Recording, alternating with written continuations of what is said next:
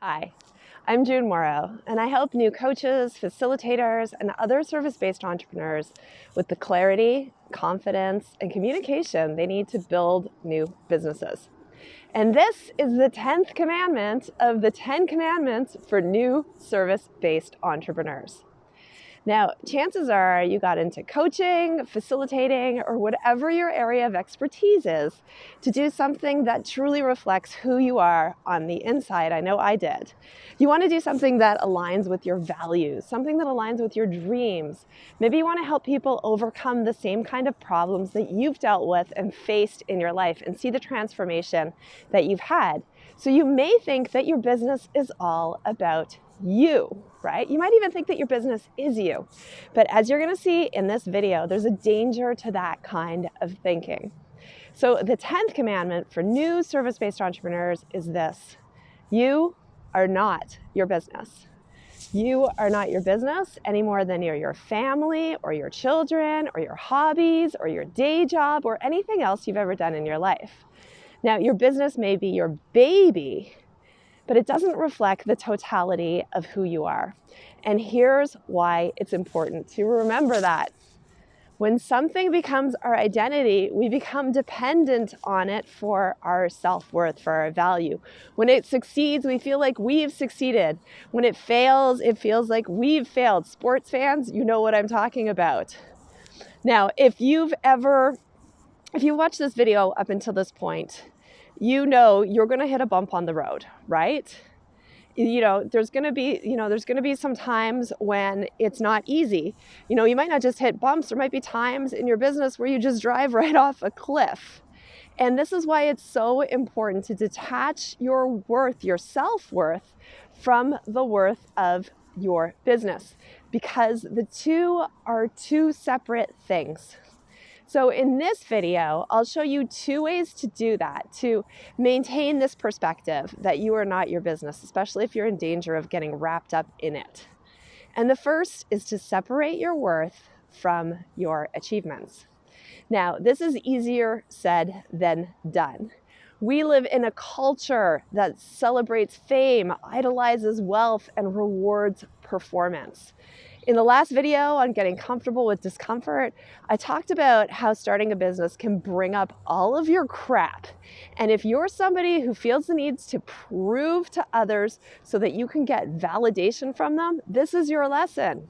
You are not what you do, period. You aren't.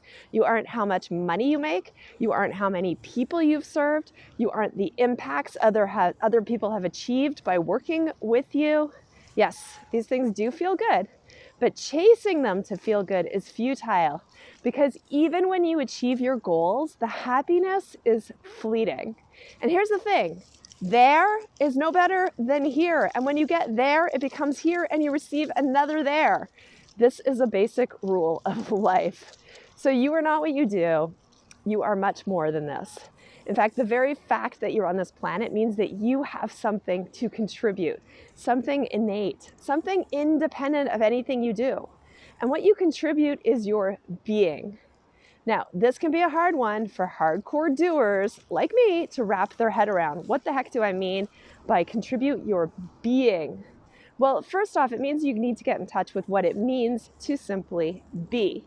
And to do that, you need to detach from your business, and have a life outside of it. Yes, it might be you might be doing your business part-time, but that doesn't mean it has to take up all your extra hours. Now, if you're confused about this, I want you to go back and watch my video on how to treat your side hustle like a job, because in it I tell you this: your job has finite hours that you set boundaries around. There's something called Parkinson's Law, which says that work expands to fill the time available for it. And if you don't put your business in a container, guess what? It's going to expand to fill up your life.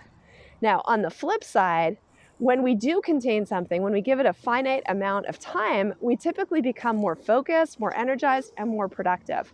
So set boundaries. Choose times when you'll work and times when you won't, and then stick to those boundaries. The other reason you need to set boundaries is so that you can refresh yourself, so that when you come back to your business, you're energized, you're more creative, you're more productive, right? Let that work happen in the subconscious while you're relaxing. You get all these really good ideas that will come to you when you step away and you give it some space.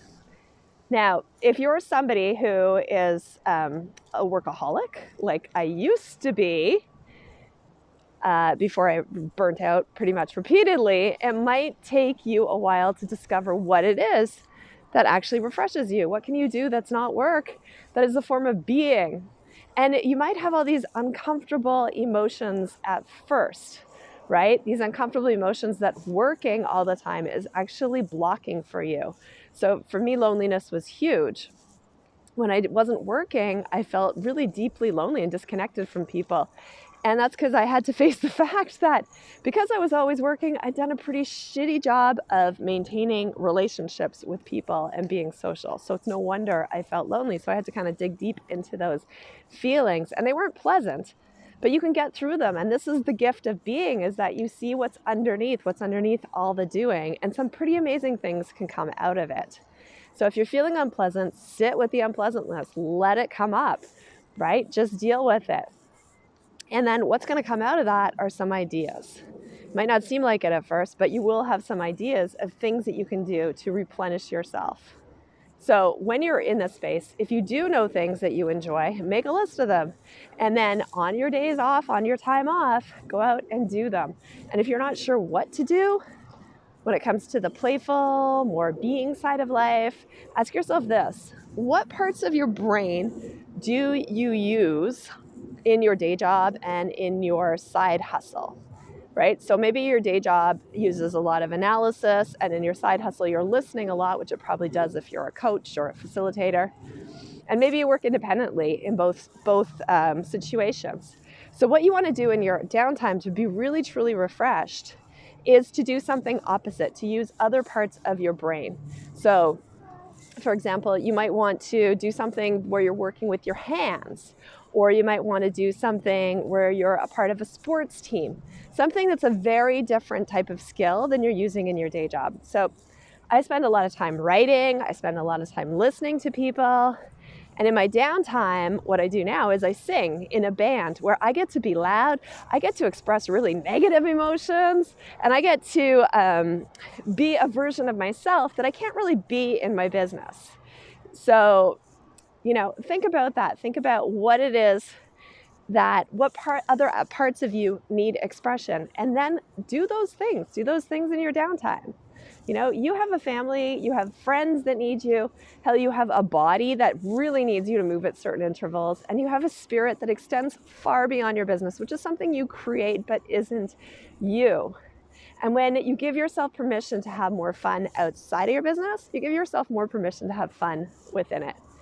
And here's the thing.